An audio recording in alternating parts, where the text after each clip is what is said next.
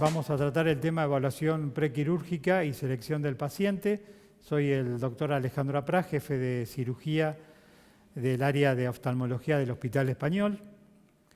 Tenemos que la evaluación del paciente hoy es una de las principales cosas que tenemos que tener en cuenta, sobre todo cuando uno empieza con la cirugía. Tenemos que evaluar el estado de la catarata, las complicaciones que podemos tener. Y antes, uno cuando empezaba la cirugía lo que quería era terminarla sin complicaciones y mejorar la agudeza visual del paciente. No se tenía en cuenta en pacientes añosos cómo era la calidad de visión, la visión nocturna, la sensibilidad del contraste. Y hoy, con las nuevas tecnologías y lentes intraoculares que podemos corregir el astigmatismo de los pacientes, darle la multifocalidad para tener visión de cerca y lejana, tenemos que hacer una buena selección del paciente. Debemos tener una salud del paciente estable, conocerlo bien, saber qué patologías tiene, si tiene astigmatismos concomitantes, maculopatías, estrabismos, glaucomas y, como les dije, tratar de también decirle al paciente las expectativas que tiene, porque muchas veces él tiene una expectativa muy superior a la lente que le vamos a implantar y nunca prometerle de que no va a depender de los anteojos, sino lo que tratamos de hacer es minimizar el uso de ellos. ¿Qué vamos a hacer? Una evaluación preoperatoria completa.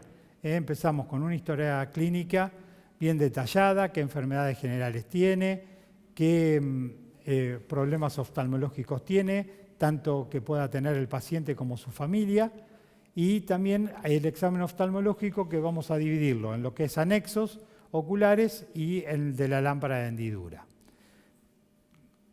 En cuanto a los anexos, bueno, fijarnos cómo están los párpados, su posición, que no tenga ectropion, que no tenga blefaritis, o si la tiene, tratarla para evitar complicaciones, si el paciente presenta un lagoftalmos, si también tiene una queratitis sica, tratarla, porque después sabemos que en lentes intraoculares multifocales esto nos puede ser un trastorno, entonces debemos tratar siempre la superficie del paciente y de ahí ver cómo resulta si podemos hacer o no una cirugía premium. Si no, hay que decirle al paciente que no es el candidato ideal para ese tipo de lente y ponerle una lente monofocal.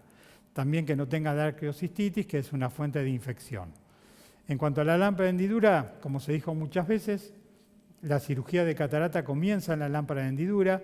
Debemos evaluar el estado corneal, que no tenga una córnea gutata que se pueda descompensar por quirúrgica, cómo está la cámara anterior, si vamos a tener dificultades porque es estrecha, qué espacio vamos a tener para trabajar, ver que no tenga sinequias posteriores, que no tenga una facodonesis o iridodonesis, que esto significa que el paciente puede haber tenido un traumatismo, y estar atentos que no tenga una discencia zonular que nos puede complicar la cirugía.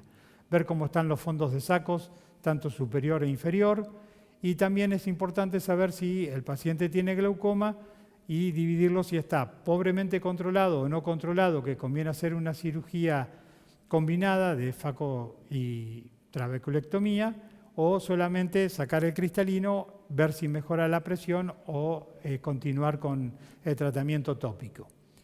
En cuanto a los exámenes complementarios, tenemos hoy un arsenal muy importante, a veces no quiere decir que tenemos que hacer todos para cada paciente.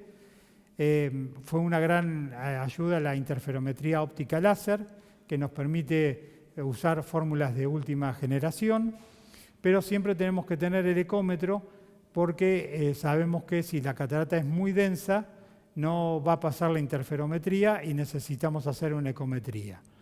También podemos utilizar el test del Otmar para ver qué agudeza visual postoperatoria podemos esperar, siempre teniendo en cuenta que puede haber falsos positivos o negativos.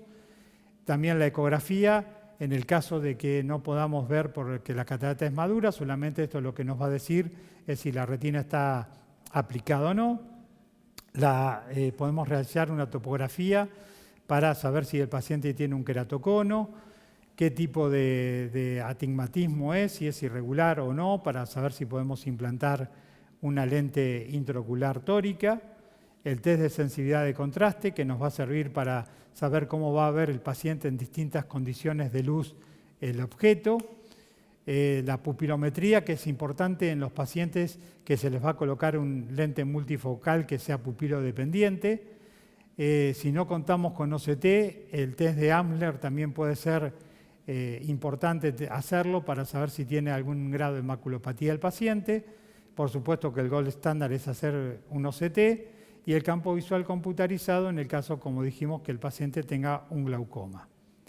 Y la RFG solamente por ahí en pacientes que con el OCT no nos queda clara la patología o queremos saber si hay una membrana neovascular o zonas de atrofia corioretiniana o de neovascularización que necesitamos saber con mayor exactitud.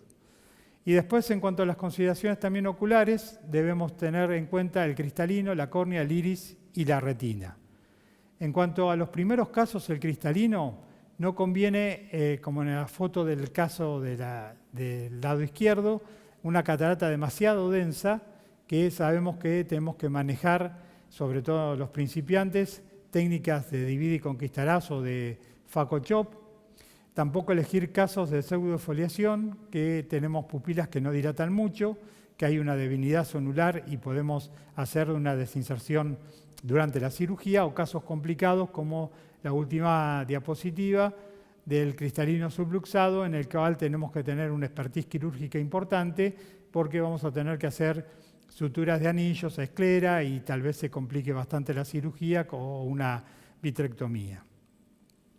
En cuanto a la córnea, bueno, el arco senil, que nos puede dificultar la visualización cuando vamos a hacer la incisión corneal, el caso de opacidades estromales o distrofias que se puedan descompensar y que no tenemos una buena visualización de la cámara anterior y nos dificulten las maniobras.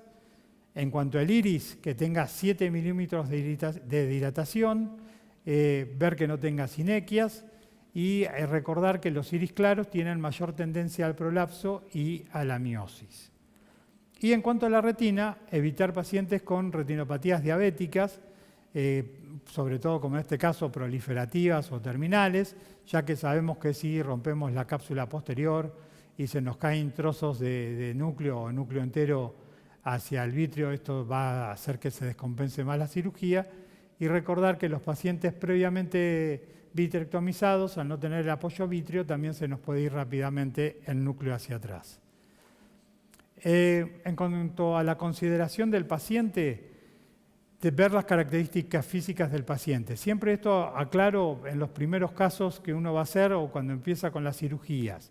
Evitar los pacientes obesos que pueden tener mayor hipertensión vítrea, pacientes que tengan dificultades para respirar o movimientos o una cifosis marcada, con lo cual vamos a tener que poner un suplemento a la cabeza y por ahí estamos incómodos con la altura del microscopio.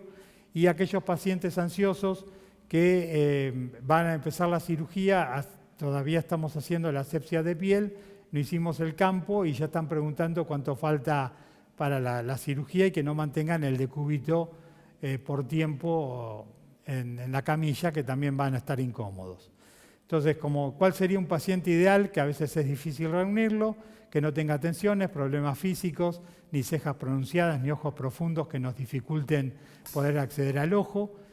Como dijimos, pacientes que tengan cataratas muy densas, que tengan problemas corneales, que tengan una buena dilatación, una buena visualización y un eje anteroposterior no muy largo, que sabemos que esto pasa en un paciente miope y que cuando operamos un paciente miope incrementamos la chance de tener desprendimiento de retina, el cual aumenta si tenemos una complicación. También en los primeros casos, evitar pacientes con ojos únicos o que hayan tenido antecedentes de alteraciones o complicaciones en el ojo congénere.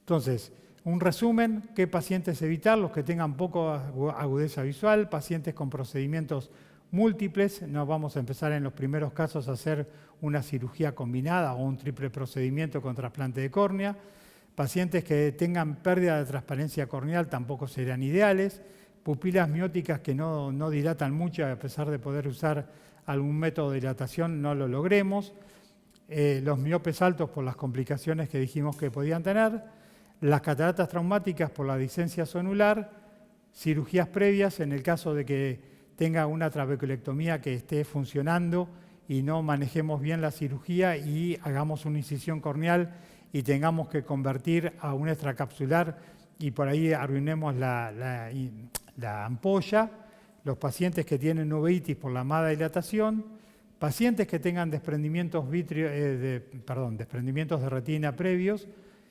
complicaciones en el ojo congénere, que a veces uno dice, no, lo operó otro colega, a mí no me va a pasar, y a veces a nosotros también se nos puede complicar. Pacientes que no acepten la cirugía tampoco es conveniente, si el paciente no está convencido, uno convencerlo, déjenlo que él venga solo cuando ya no vea y él pida la cirugía. Y pacientes que no colaboren con anestesia local, por ahí hipoacúsicos, y que esté contraindicada la anestesia con cirugía general. Bueno, muchas gracias por su atención. Les dejo mi mail por cualquier consulta, doctora@alejandrapra.com.ar.